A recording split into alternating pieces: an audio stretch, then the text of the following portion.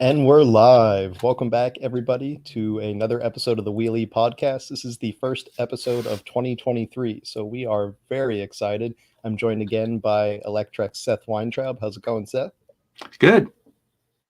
Awesome. And we have a bunch of new stories to start off the year. Just a little preview of some of the things we're going to be talking about. We've got several new e-bikes that have launched, as well as a new e-trike from Lectric e-bikes. Honda has some new electric mopeds, though they're not quite what we were expecting from the company. We're going to look at some fast electric skateboards, some electric motorcycles that are missing the center of their wheels. Another country's giving out free electric motorcycles, and there are some interesting electric boats and a little bit of travel talk as well. So where are we going to start off this week, Seth?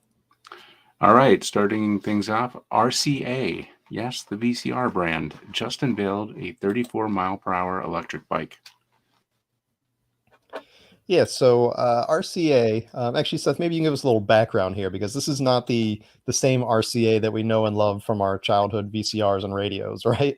Well, it's the same brand, and I think that brand was sold through like a bankruptcy auction to a company that takes, iconic brands and matches them with, up and coming companies that are building things that, maybe not in this case, but like in typically are related to what the brand produces. So like, for instance, you see Kodak, instant cameras out there, and it's not the same Kodak that went bankrupt a while back. So the Kodak brand was sold at auction. A Chinese company or brand management company picked it up, and they're selling cameras under that brand. Now, that doesn't mean this is a bad bike or a good bike. It just means that people will recognize the name. And I have to say, like, as we move forward on this, RCA is a much better brand for the layperson than a lot of the brands we see, like with names that just don't make any sense. One that comes to mind is Engwe. I don't even know how to pronounce that, but like, we deal with a lot of Chinese brands, Asian brands that don't really sound like anything. So at least this is something that people can attach to something, and the logo looks familiar. So that's the good part. Tell us about the bike though. Right, absolutely. So these bikes, they are RCA branded, and there's actually three new electric bicycles here. Two of them are what we generally consider to be electric bikes. One is a folding fat tire bike. The other is more of an urban style commuter bike. But the third, and that's the one that really interests us, is almost like a Sur-Ron style off-road trail bike, though it does still have pedals. So theoretically, this would be a conventional street legal electric bike, except that it kind of exceeds those street legal limits by just a little bit. For example, the motor is rated at 1,000 watts continuous and a peak power of 1250 watts, which is a bit higher than that 750 watt limit that we know and love in the US. And the bike gets up to around 34 miles an hour when it's unlocked, though it can still, be locked into a class 2 or class 3 speed of more like 20 or 28. So a very interesting full suspension e-bike there. But even the new commuter bike and the folding fat tire bike are still interesting additions to the market here. And again, they come from this brand that a lot of us know and remember from all of the electronics that we used to buy. So it's interesting to see this applied here. And just like Seth said, this is not exactly the same company that went bankrupt a few years ago, but it is the same brand, and it's a company that a lot of us have grown to trust over the years. So to see that name applied to a product like this, as opposed to some of these sort of no-name fly-by-night companies, might give people a little more ease at making a big purchase like this. Unfortunately, we don't know the prices yet, so it's hard to say, are we going to see a higher price here because you're paying for the label, like on a lot of these licensing deals, or are these going to be competitive with like the Angways or the Hay bikes, or even like lower end and cheer bikes? It's hard to say at this point, but it is interesting to see the company sort of going in three different directions at once, with the commuter, the folding fat tire kind of all terrain, and then this weird sort of Sur-Ron style trail bike that mixes electric bike parts and off-road parts. What do you think of sort of the diversity of bikes here, Seth? Yeah, I agree with that take. Both of the first two bikes we looked at are, you know, typical coming out of. Sorry about that. Coming out of Asia, I think the um, the Suron style. Maybe Suron's a little bit of a stretch there, but that that bike is certainly interesting. For those watching, we're looking at it on the screen. It is a 20-inch wheel bike, um, but it has a interesting and the increased power is nice, but it's not. I wouldn't put it in the same league as Suron. It's about a third or a fourth of the power.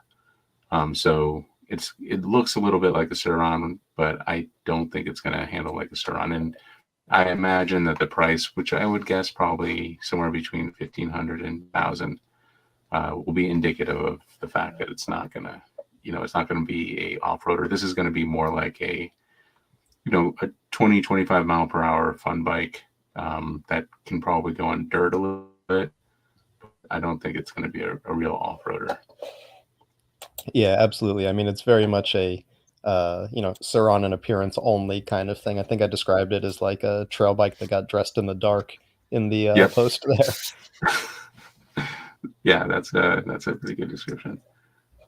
All right. So moving on, a brand that we have heard of a lot lately, Lectric eBikes reveals the specs and shocking low price on its new electric trike. The price here we'll lead with that because that's really the story. The price on the Lectric XP trike is $14.99, so $1,500 for an electric trike. That's one of the cheapest prices I've seen anywhere in the industry for an electric trike, save maybe Walmart, which I think has like a sub $1,000 electric trike, which is Really? just like totally garbage. I mean, it Okay. looks like a disposable trike, so not Well, recommending the you did Walmart say one. Walmart. So Yeah, so sorry to be redundant there. But this is interesting because not only is it super affordable, which is kind of like Lectric's bread and butter here, but it's actually comes with a good number of nice components. I mean, we've got hydraulic brakes there. We've got an interesting motor setup. So it's a fairly powerful 500-watt continuous but 1,000-watt peak rated motor, but it's actually mounted in the back on a jack shaft, almost like a mid-drive setup, and so it drives both of the two rear wheels instead of like most trikes, which use a front hub motor and can have traction issues because of that. So you get two-wheel rear drive in the back through a differential axle, so it's not just like a solid axle in the back.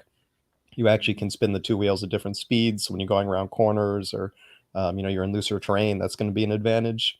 And it's also a folder. So not only does it fold at the handlebars, but it also folds in the center of the bike. So that allows you to get it into a more compact space. Maybe if you have like a smaller SUV or a crossover where you don't have as much space in the back, you could still probably fold it and fit it in the back there. There are some downsides here too, though. Compared to some of the nicer trikes out there, like the Rad trike, this one doesn't seem to be as sort of designed from the ground up to be a trike. It looks like this is sort of one of those trike conversion kits on the rear. As you can see, the chain stay and the seat stay on the back of the bike there, they go down into the center of that trike rear end. And so it's sort of like a folding bike was taken as the front end of the bike and combined with a trike's rear, and it doesn't create as low of a trike. You can see the cargo basket is a bit higher. Also, the wheels are a little bit bigger than some of the smaller wheeled trikes, like the Rad trike, which has 18-inch wheels. Here we've got 20-inch wheels. So we've got our center of gravity just a tiny bit higher. And also, I'm not sure how wide the rear is, but it doesn't look as wide as like I was just riding the Rad trike. It's probably not quite as wide as that bike, so I'm not sure how stable this one's going to feel. There are a few other features they've added since this picture. This is actually the teaser picture. So now it has a parking brake and an option for one of those tricycle style seats with the backrest. So it is getting closer to some of the more conventional trikes we've seen with those features. But I mean, the main story here is really just the price. Now, is it as good as these other trikes that are out there? It's hard to say without testing it yet or even seeing it in the flesh. But I mean, you can't ignore the fact that this is priced to basically take over the budget trike market for all those folks out there that have it's been a few years since they've been on a bike. Maybe they don't have the same leg strength or mobility or balance to ride a bike anymore, but they want to be out there pedaling and riding around. This is the kind of vehicle they're looking for, but not everyone can afford a, two, three, $4,000 electric trike. So for $1,500, I think this could really shake up the market as long as it's as good as it looks. I agree. The price is obviously just world competitors. And I have to say the timing with Rad's trike coming out just a month or so ago, that is kind of surprising. It almost feels like they were waiting for Rad to reveal their price before, or their bike and their price before, dropping this thing. I hadn't looked at the stuff that you mentioned previously. And I kind of actually wonder why they didn't go with the front hub motor. Those are obviously a lot more similar. Lectric obviously has a bunch of hub motor experience. They just started their mid-drive stuff. So, I think it's going to be one of those things where we really have to test this thing out to see what it's like. The 20-inch wheels aren't a huge downer. I mean, I guess it drops the center of gravity about an inch. If you go down to 18-inch like Rad does, which I actually really like. I think that was a smart move. Low center of gravity, low, step over height, those kind of things are important in the trike world. So, I guess we got to get on one of these things and see what it feels like. And I'm assuming you're going to be doing that soon. Yeah, hopefully I'll be testing this one out soon. I've already been on the Rad trike, and that one, I mean, I was just blown away by how stable it was. Other Mm-hmm. trikes have felt really tippy to me, especially when you take sharp turns. But that one, it's like I really had to try and get the outer wheel to lift up on a turn by like throwing my weight. So, if I was just an older person that was riding it around leisurely, it would be very difficult for me to, make it tip over. With this one, hopefully, it's as stable. But like you said, until we can try it out, we're really just looking at pictures here. Yeah, and I have to say, I think Rad did make a good move in using those much smaller wheels. That lower center of gravity is a big deal when you're on three wheels and you're making those turns. But at the same time, we've been talking about a trike for my mother-in-law, and we got her an acoustic one, and I don't think it's been taken out of the box yet, or if it has, it hasn't really gone much further than that. So I wonder if, like, I keep thinking, like, is this the right thing? Is this going to help get them out there on the streets? Or maybe, I don't know what her situation is, comfort wise, if she's just, beyond bikes. So it'll be interesting to see what happens there for sure. Yeah, absolutely. I mean, my mom just had knee surgery, and so a trike is part of her, an electric trike is part of her recovery. She obviously doesn't have the leg strength to be able to support a big bike right now while she's recovering, but with a tricycle, she can sit there and still be mobile, still be out there, and once her knee's feeling better, slowly start pedaling and getting that fitness in. Yeah, I mean, when you think about it, these things, like, if you keep the speed down, and they're kind of like not too far away from those scooters that people ride around Walmart. Man, we've been rough on Walmart today, but those scooters, like, if you're not maybe you're a little overweight or whatever, you get those scooters in the front and you go shopping, or there's just those mobility things around. A trike isn't that different from those things. It obviously has pedals and a different seat idea. And I think the Rad one has a seat back as well. I'm sure that won't be a hard upgrade on this one. But, like, as we age, like, I wonder if this is the new thing. Like, before you go to, full golf, what do you call those things? Scooters? Like mobility scooter, rascal scooters, those kinds of things. Oh yeah, like mobility rascal scooters. Like, this is the last stop, I guess, before you hit one of those, and it's really not that much different. With a throttle, and you're kind of just on on, so hopefully you can, people who are thinking, hey, I'm not super mobile right now, I like to go places, maybe they would, otherwise think about like a Rascal scooter. Yeah, and this would be a lot more fun than a Rascal scooter, I think. I agree. Higher tops. And I think it's a little bit cooler than a Rascal. Not that trikes are the sweet spot in the coolness Hold your hierarchy, but tongue, sir. uh, I would try to be, open-minded here. All right, here's something in the coolness factor. I think it's a little higher. Honda launches $885 E-cub electric moped. I like this, but it's not what we hoped for. What's going on here?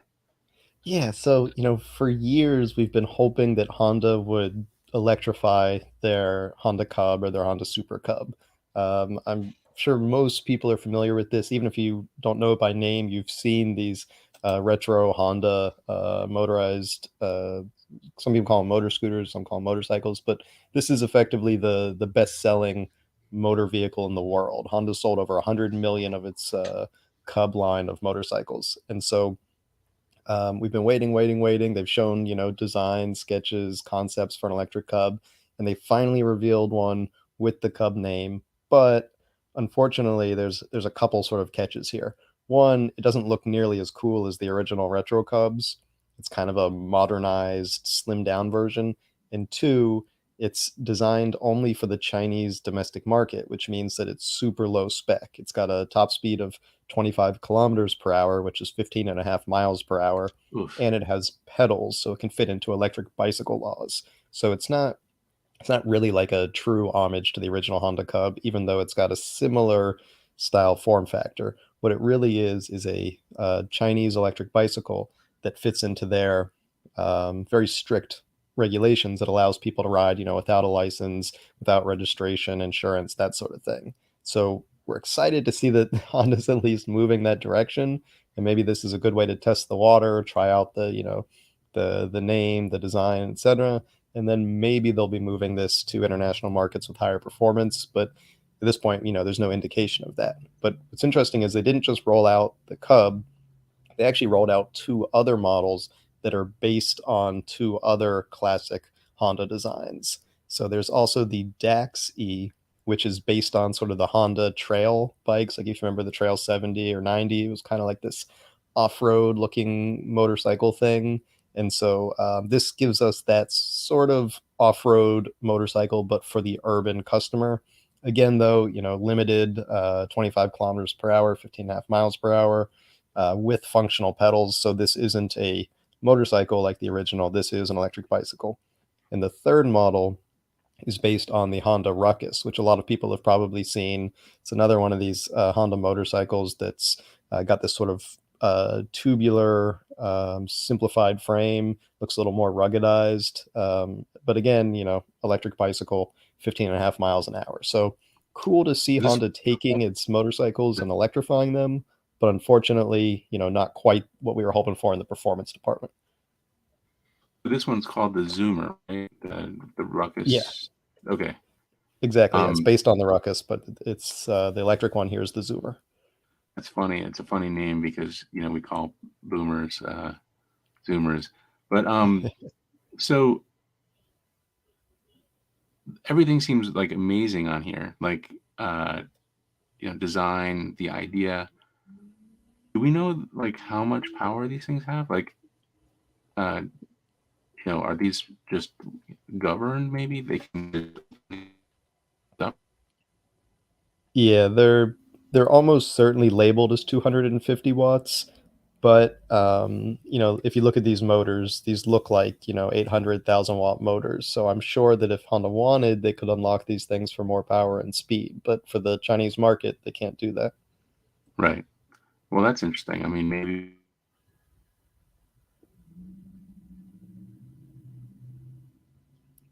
Oh, I think I lost you there for a second, Seth. Oh, sorry about that. I was just wondering if these hit, like AliExpress or something. Maybe we'll see a couple in the U.S.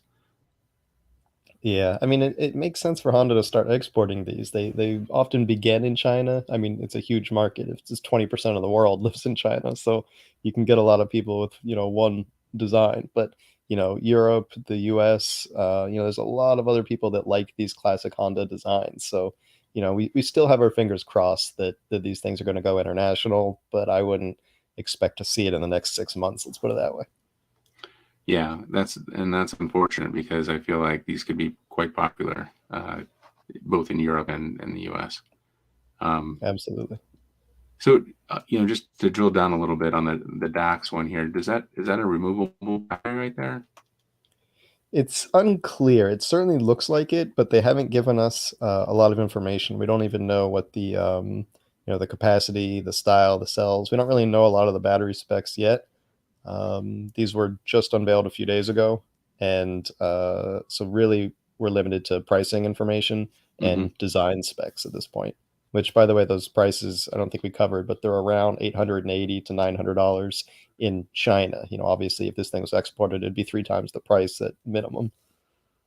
Right, but if Honda brought those over, they took off the governor, we could say like 750 with a maximum over 1,000 watts power. I feel like this could be a very popular thing. I mean, keep those fake pedals on there so that you can ride them on the streets legally. I don't know. I kind of feels like it could be very popular. I know NIU has a similar product that they do sell in the U.S. and Canada. Yeah, What is exactly. that They've got called? the BQI electric bicycle, I think, That's right. the U-shaped one. Yeah, and those are quite popular in some places. We saw them like all over the place in Montreal. And I was recently, excuse me, I was recently in their New York flagship store, and they were, there were a lot of people interested in that. So good to Yeah, I was see. actually riding one this morning. I was like rushing to get back in time for the podcast on that bike. Oh well, we didn't start the podcast on time, so that's a strike against it. No, it was mostly my microphone setup. But anyway, um, we'll move on here. Moving on to Daredevil engineer crushes speed record for fastest electric skateboard. This is crazy. Like I get the cold sweats just thinking about this. This guy took a custom built electric skateboard up to over 82 miles an hour. And it's not only did he build this thing, but he actually started a company to sell electric skateboards. So he created this ultra fast electric skateboard, like just crushed the record. I think the previous record was like 65 miles an hour or something. So he just like obliterated it at I think 82 and a half miles per hour. And now he's got this company that actually sells the skateboards he builds. There's two models. One is a little more like normal. It goes like 30 miles an hour, but he actually sells one based on the motors and special trucks that he designed that goes 80 miles an hour. So not fast enough that you could take the record from him. He's still got that couple mile an hour over you, but I mean, I as an engineer myself, I think it's awesome that this exists, but I wonder how responsible it is to sell an 80 mile an hour electric skateboard to the public.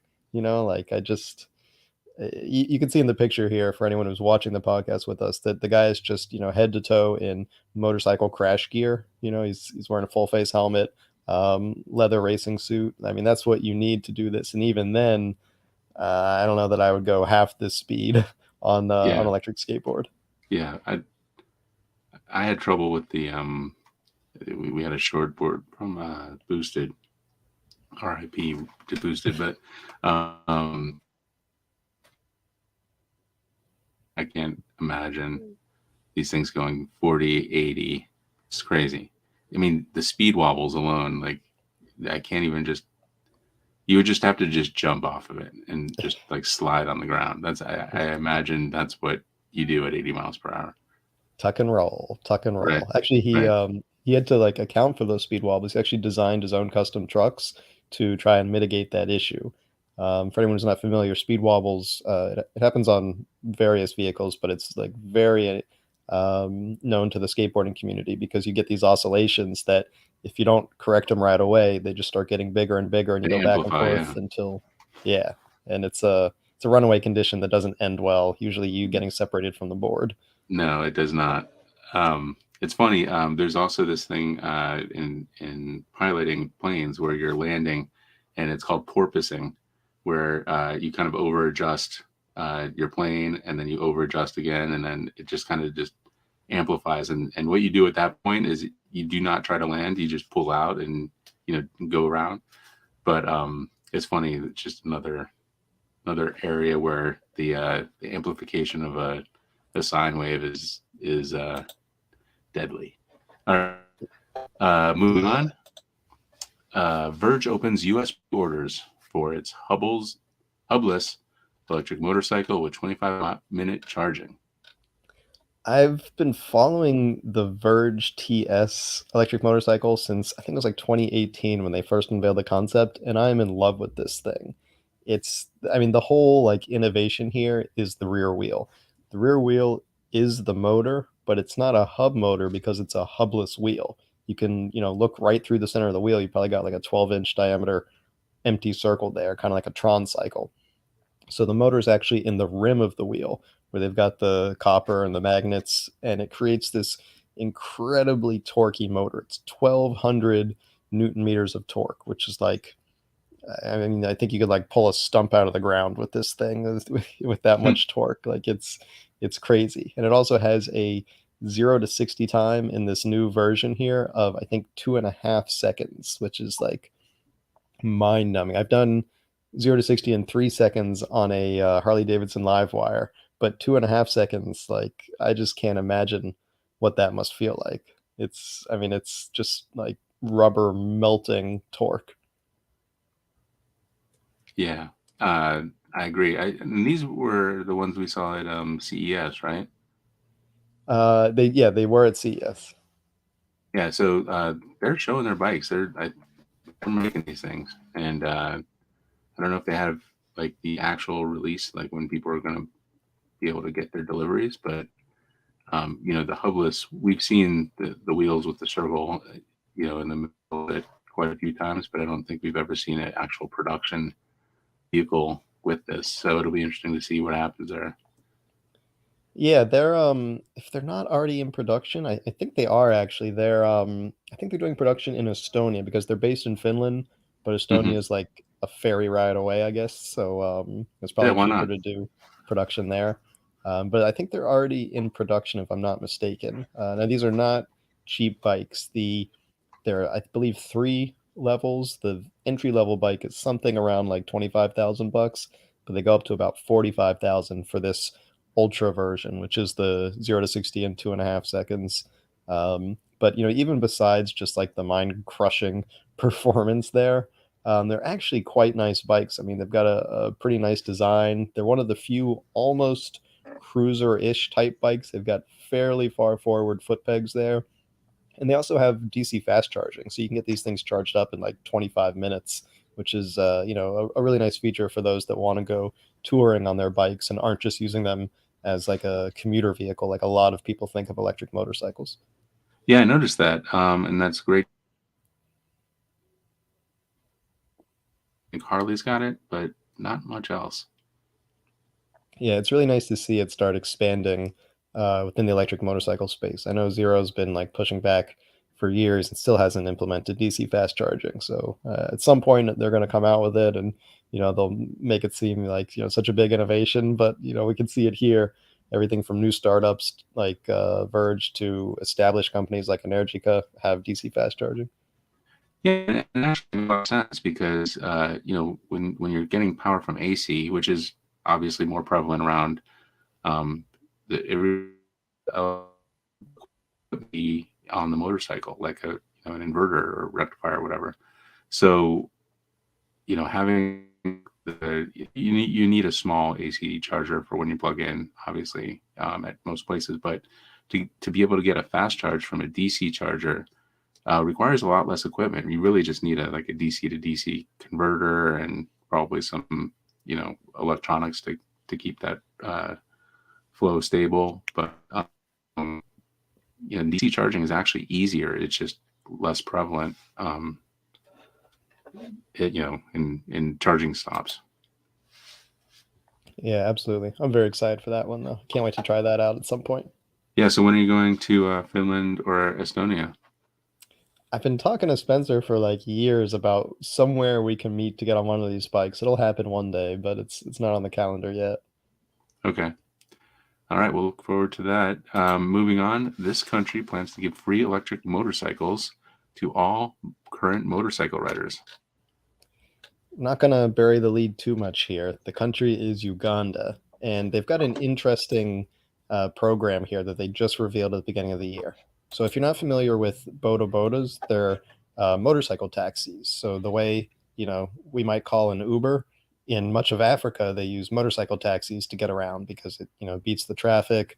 It's more convenient. It's cheaper, and especially on rough roads, they've got these big wheels and it's an easier way to get around. The problem is a lot of these are older, both four-stroke and two-stroke ICE engine motorcycles. So, incredibly polluting vehicles.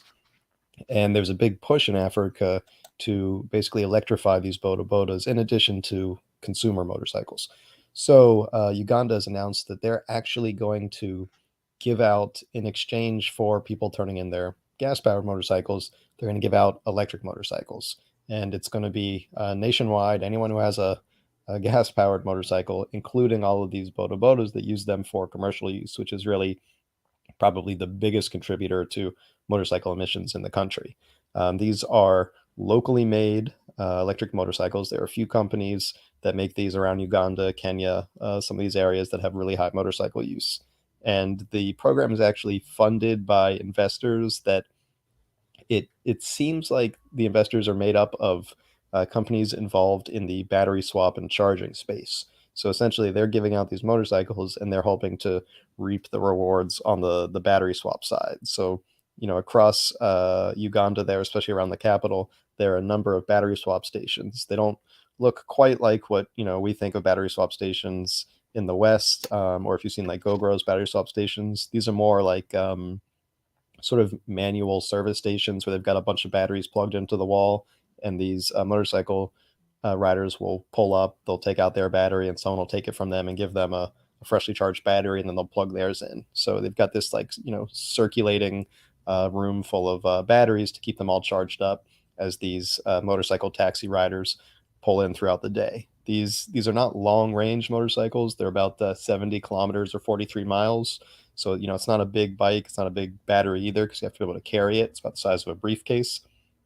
But if you're able to swap all day, then, that's fine because you're just going around the city. 70 kilometers might buy you, a few hours of riding around at city speeds. Then you come in and swap. So it's really cool to see that this is a countrywide program. And it's not just that they're trying to make these, cheaper or incentivize people to buy them. They're actually saying, like, get rid of your gas motorcycle. Here's something better. And, hopefully it's a program that does pay for itself and does work, because if the economics work out, then it could be an interesting model for other countries as well. What do you think, Seth?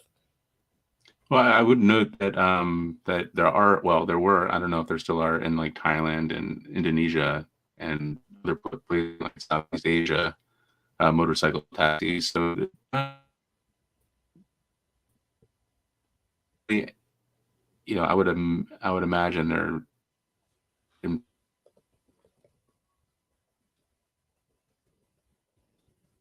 that could probably really take off. And then these batteries, they are lithium, right? They're not lead acid. Right, they are lithium.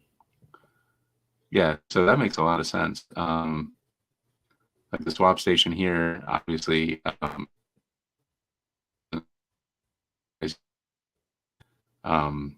gets the job done. It seems like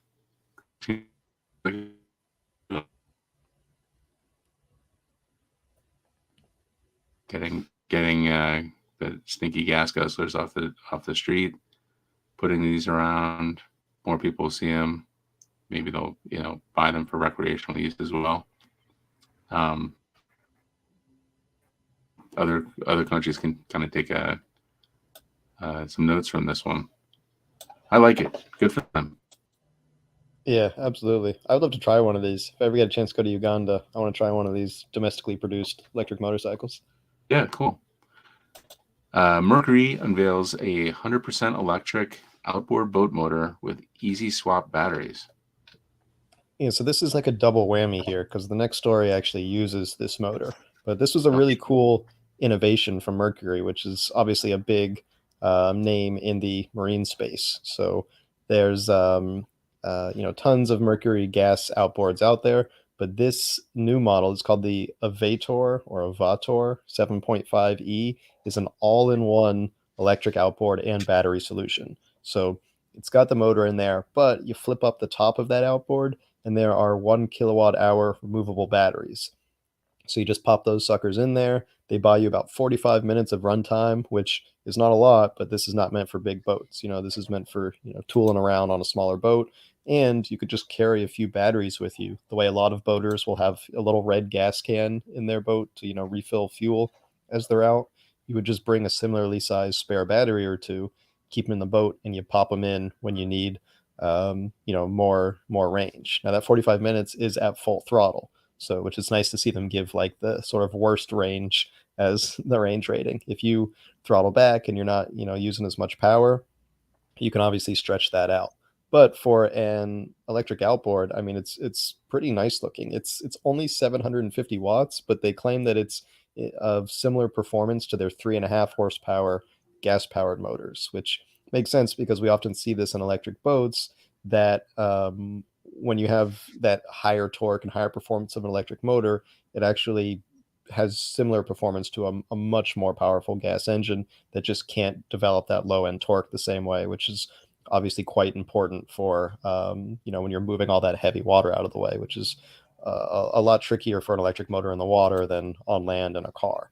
Another interesting thing about this motor is that it's designed to be fully removable as one unit. So, if you beach your boat somewhere, you go into a restaurant, you just go hang out on the beach. If you don't want someone yanking your presumably very expensive all-in-one outboard, you literally just, unscrew it from the transom of your boat and you can carry it in with you. Weighs about 45 pounds or so, so it's not super lightweight, but it's manageable to carry it around with you, which is kind of a neat little innovation there. You're not going to be doing that with a gas-powered engine. yeah, and maybe you have like 3 or 4 boats, and instead of buying 3 or 4 motors, you could just pop this on whatever one you're using, I guess. Yeah, this is a pretty neat innovation. And the cool thing is it's not like we're gonna have to wait a long time to see this come out.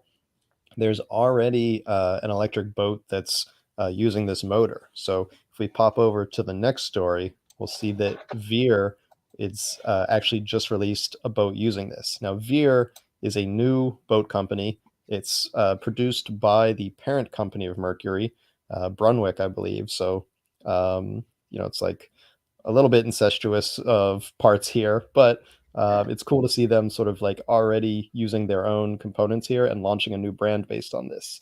Now, Veer, they do have a gas version of this as well. It's not a totally electric company, but we're just going to ignore the gas version of this boat for now because it's not as interesting to us. It's the electric version here, which is really cool. This is I think it's a polyethylene, if I'm not mistaken. It's basically a plastic boat. So, it's not fiberglass. It's not aluminum. It's going to be a much more cost-effective way to produce a boat. It's actually made the same way they make kayaks. It's called rotomolding, where they like, heat this stuff up and put it in a mold and spin it around, and you get this, large, hollow-shaped plastic object. In this case, a boat, and that Oh, allows them interesting. to produce these really cost effectively. So we don't have a price for the electric one yet. The gas version with the 3.5 power, actually, I think it's a 9 horsepower Mercury motor on it, costs, I want to say, 11 or 12 thousand dollars, and that includes the trailer that it comes with because these are designed for new boat owners, people who want to get into boating. So they make it really easy. It's like a entire package, the boat and the trailer, and the whole thing weighs like I want to say 700-800 pounds with the trailer. So you could pull this with like a small car or even a sedan. You don't need like a big truck because it's obviously a smaller boat. I think it's like 13 feet or so. So it's a really cool way to take this new motor and put it into a setup that's designed for boaters that might not, come from the industry. They're new boaters and they want a simple, a quiet, a cost effective, and a non polluting way to get around. And of course, in my opinion, it's just more fun because you don't hear that motor, you don't smell the fumes, that sort of thing. You just kind of enjoy being out on the water on an electric boat. That's my take on it. So I think it's pretty cool. Yeah, and so do we? I mean, I know we have the price of the gas motor boat. Do we know the price of the motor by itself? Unfortunately, we don't yet. So they announced all the specs and everything, but they didn't tell us the price. So it worries me a little bit because maybe Yeah. this is going to turn out to be crazy expensive. I'm hoping not. And based on the low cost of the gas powered version, especially considering the gas powered version comes with a, fairly larger 9 or 10 horsepower engine, I'm hoping they'll Hmm. still keep this thing pretty cheap. If the gas one was like 11 or 12,000, if this could be like 15,000 or less, I think that would be pretty powerful compared to, I think the cheapest other electric boats we've covered are like, 130,000 dollars, and then you get up into the like really nice $300,000 boats. So this would very much be a every man's electric boat. Yeah. So we know that it's a 750 watt continuous motor up to a kilowatt of peak power. Do we know like the specs on the battery? Is it 72 volt or what's going on there? I I'm pretty sure it's 48 volt. It's a Oh yeah, thousand there it watt is. hours. Yeah, so it's I mean if you're familiar with electric bicycles, which I guess if you're watching this podcast you almost certainly are, this is basically the size of a fairly large electric bicycle battery. Like we were talking about the juiced Hyper Scorpion, Hyper Scrambler a lot. Those are 1 kilowatt hour batteries. So imagine a juiced battery just popping down inside of one of these things, and that's basically what you got. Well, that's interesting because like, theoretically you could buy a few extra batteries for the longer boat trips or whatever. And then 48 volts, is the same voltage as a lot of solar panels. So maybe they sell a canopy for this thing that has a couple big solar panels on it. That would be kind of nice. I feel like there's Yeah, an opportunity absolutely. there. I don't know if they're thinking that way, but this little thing with a little canopy might be pretty cool. Yeah, well, that's the beauty of lower powered electric boats is that if they're not, using tons of power, these like 10, 20, 40 kilowatt motors, if they're using only a little bit of power, you can actually recharge them from solar panels pretty effectively. This thing is 750 watts, probably pulls more like 1,000 watts continuous. So if you had 500 watts of solar panels up there, which would be not even a big canopy, you could get almost as much power into the motor as it's using. And if you're, tooling around at like half power, you might be using the same amount of power that you're getting out of those panels, meaning you basically have infinite range throughout the day. And if you have one spare battery, you could certainly go, all day on this little electric boat, which people often think like, oh, an electric boat, it's not going to have good range. Well, if you add in solar to a small, low power motor, you might have better range than similarly sized gas powered boats. Yeah, and that begs the question: how is your little solar powered boat going? So it's well, it's not solar powered yet. That's the next project is to make it solar powered. But I actually got it out last week. I uncrated it, and we were testing around in my parents' pond. It actually is pretty awesome now. It's super low power. It's like I mean, maybe it goes at like I don't know 3 miles an hour with like a bit of a tailwind. So it's really meant as like a lake boat. My plan was to bring it to a local river and test it out there, but I think it would be dangerous. Like it would get swept away. So until I upgrade the motor, it's not going in any moving body of water. But for a So that lake, it's super fun. so what is the power of the motor? Like, what gets you to It's 3 miles per hour? Yeah, it's listed as 500 watts. It seems to pull 750 watts peak based on it's got a 30 amp controller and it's 24 volts. Okay, so those are e-bike specs that we all can kind of digest.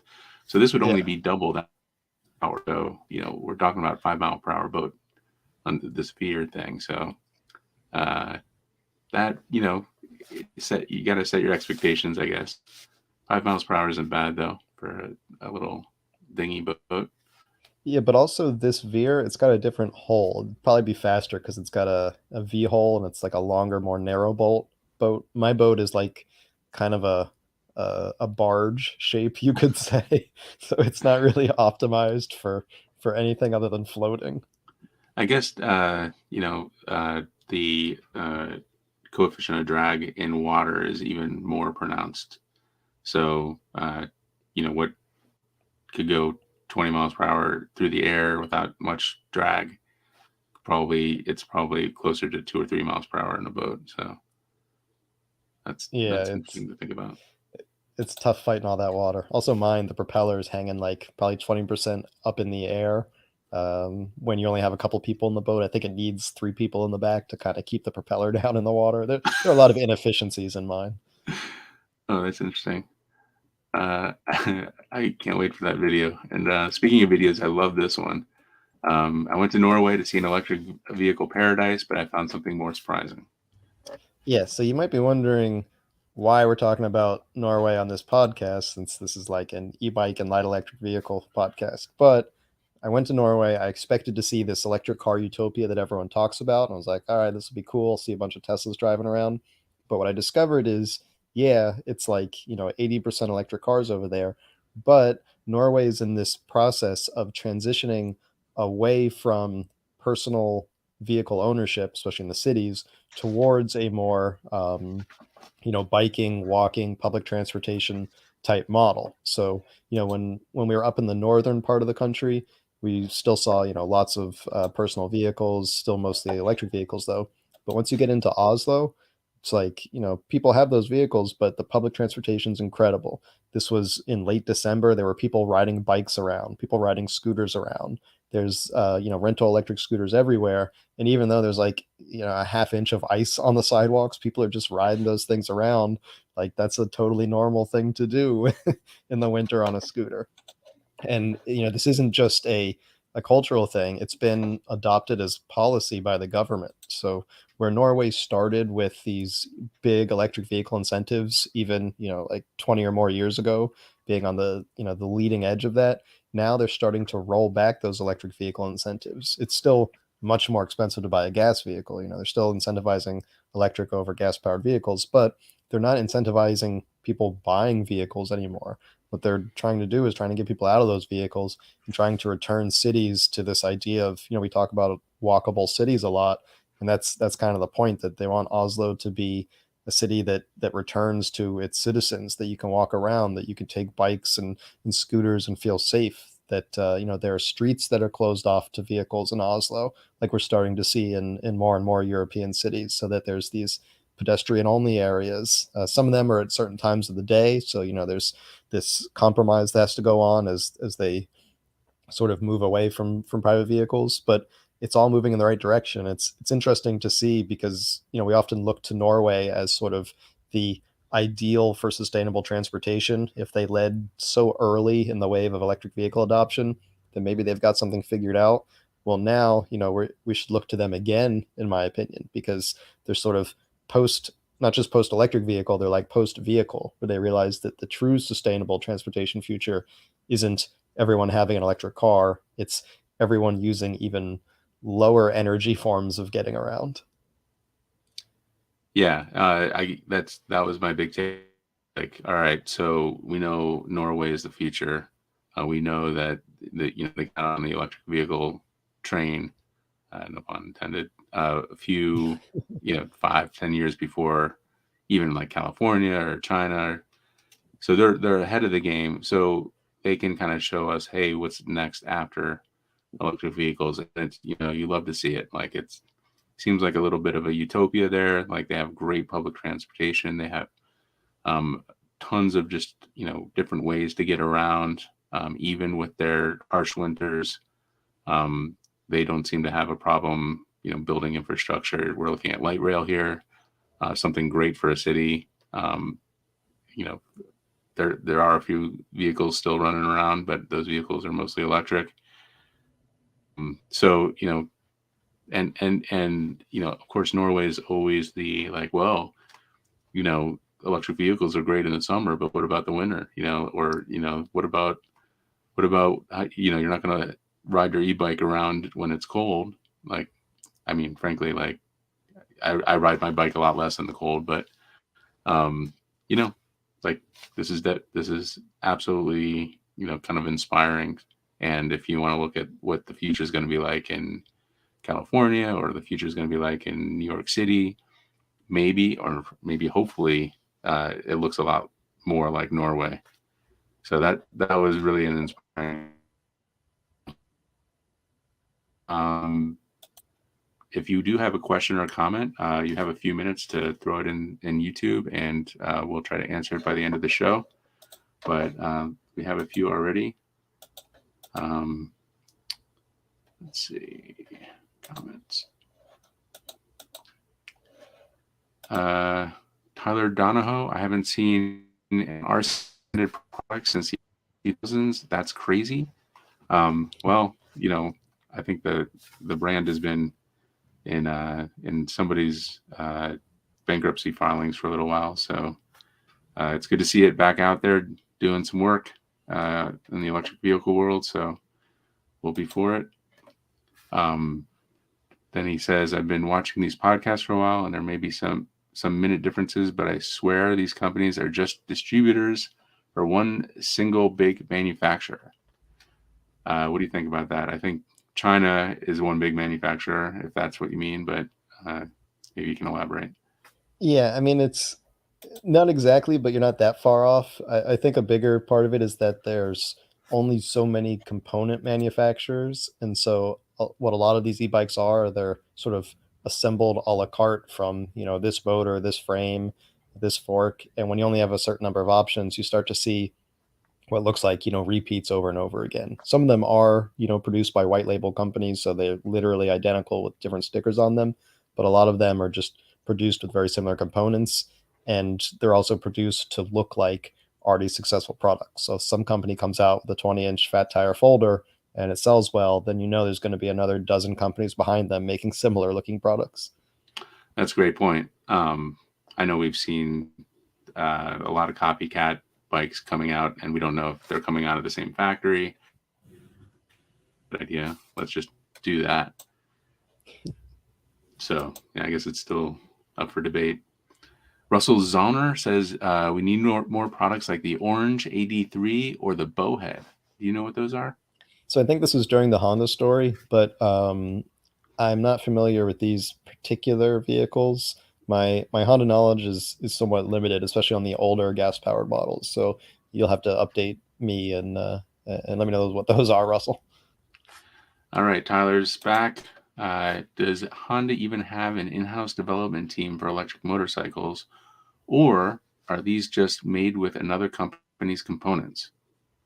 I don't think Honda would be outsourcing these. I mean, they did do a collaboration with a company called Muji for something that looks very similar to that E-cub, but I mean, it's such a massive company that like it would be, I think, inefficient for them to outsource these things because they already have such impressive design chops. Muji, the like Japanese retail thing, or a different Muji? I think so, yeah. Okay. Moving on. Andy Lee Robinson says, a zoomer that doesn't zoom. Somewhere down, Carl in San Diego corrected me. Zoomers are not boomers. Zoomers are Generation Z. So that now that he says that, I remember that. Whatever. Like, sorry, my knowledge of generations is great. You can tell neither And of I us are lied. Generation Z. I lied. The Z and the boomer, so not expert. They need Tyler says they need to be faster to be safe in the United States. That I agree with that. People drive fast here; they need to keep up. Um, I don't know if it's right or wrong, but I feel much safer if I'm able to keep up with traffic. My town has tons of 30-mile-per-hour streets. If my bike goes 30 miles per hour, I feel much safer. Cars don't try to pass me, get around me, all that stuff. So I agree with that, but I don't. That's anecdotal. I don't have like evidence or anything like that. What are your thoughts there? Yeah, I'm in a similar camp to you. I mean, it's very much where these things are being used. If you're sticking on like beach paths, then 15 miles an hour is probably fine. But if you're doing real commuting on shared streets, then it does feel dangerous to me to be doing 15 miles an hour. I mean, even here in Florida, like when I'm on the side of a 40-mile-an-hour street doing 28, it feels dangerous. Yeah, I agree. Yeah, and the drivers sometimes they see a bike, they don't look at their speedometer, and they're like, "Oh, bike must pass." And even if you're going the speed limit, they'll just zoom, right around you. And if another car is coming on and they have to slam over to you, that's not their thing to be concerned about. Uh, so Kay is talking about when we were talking about Honda, they have some catching up to do to him. I agree. Like they really should be leading this charge, and it's a shame that they're not.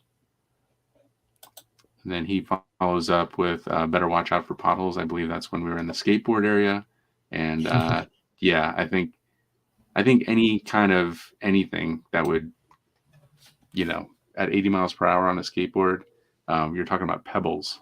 Like watch out for, you know, a screw that came off of a bike or something. Like anything is going to knock that thing out. So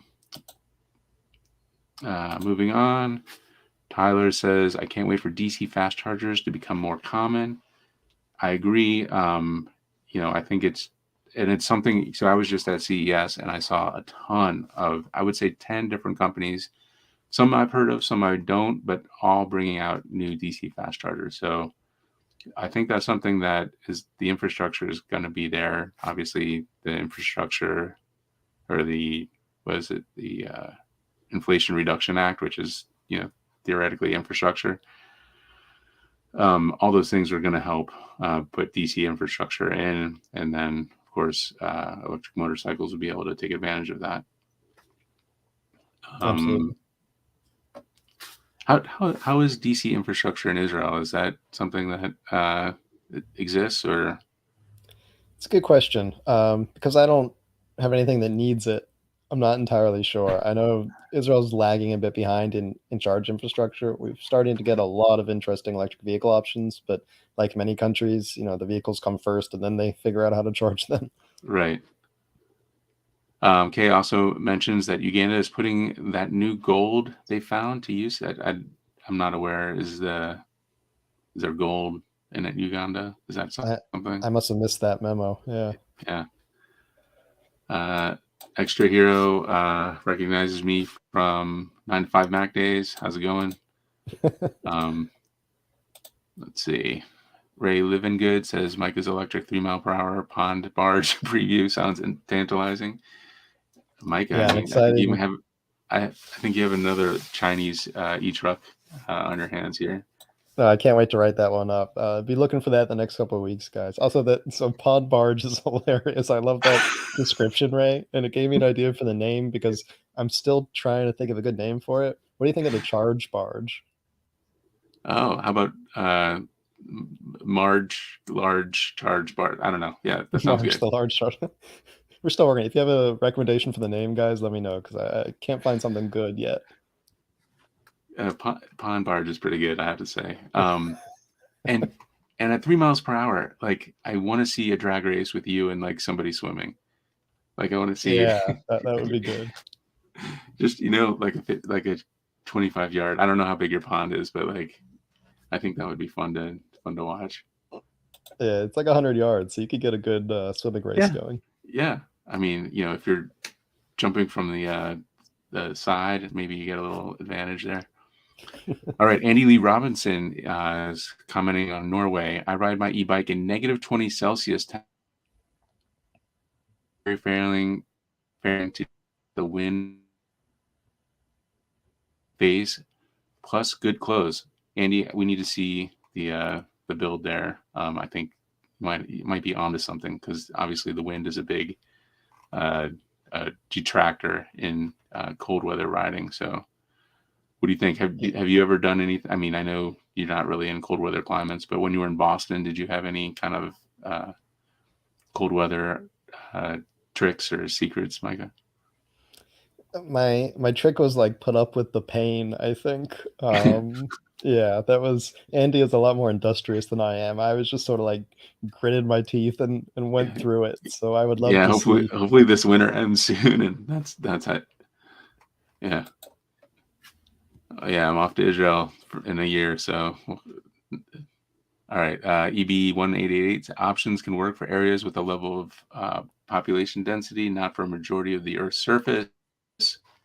Agree, but like here out here in the suburbs, bikes are fantastic, especially electric bikes. And as electric bikes and motorcycles get faster and the batteries get lighter and cheaper, it starts making sense for further and further out. Um, what do you think? I don't think your parents' place is what I would call urban density.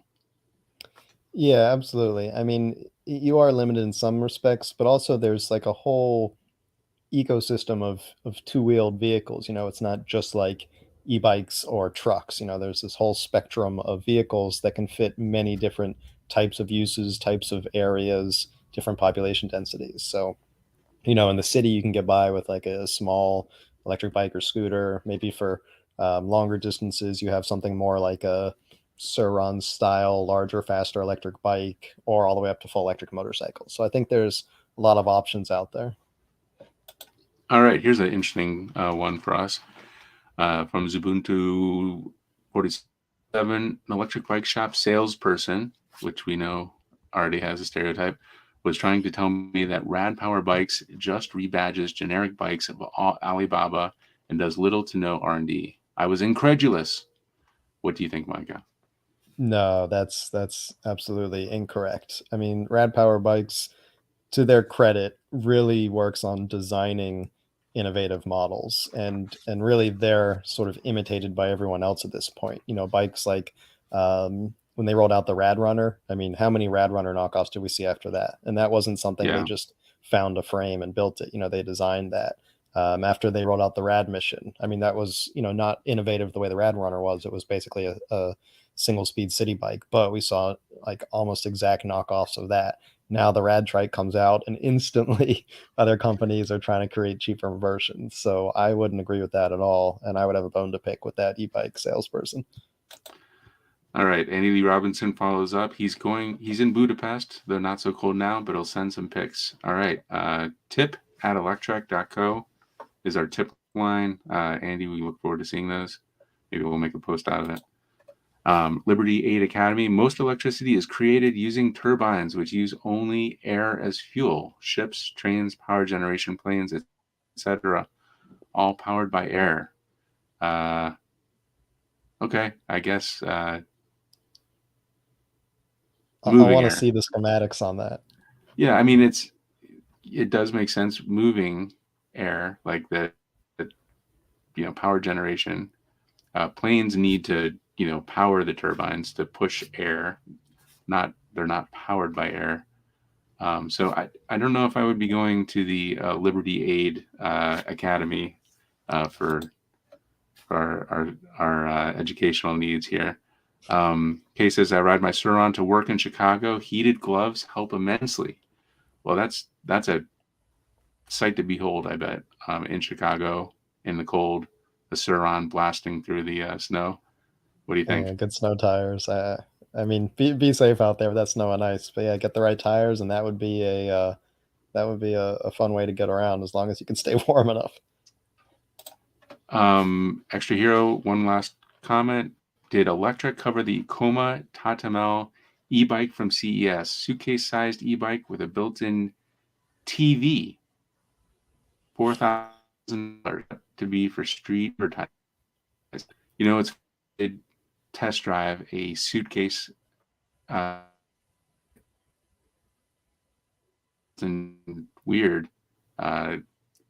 So maybe there's a few suitcase e-bikes out there. Just like we were just saying, like once you build a suitcase e-bike, everybody's building a suitcase e-bike. So we will look for that because that sounds quite interesting. And that reminds me, I got to put up that video of me riding around in the suitcase e-bike. But that's all the comments we have today. Yeah, so tune in 2 weeks from now, where hopefully we'll be discussing that video of Seth riding the suitcase style electric bike. But until then, thanks for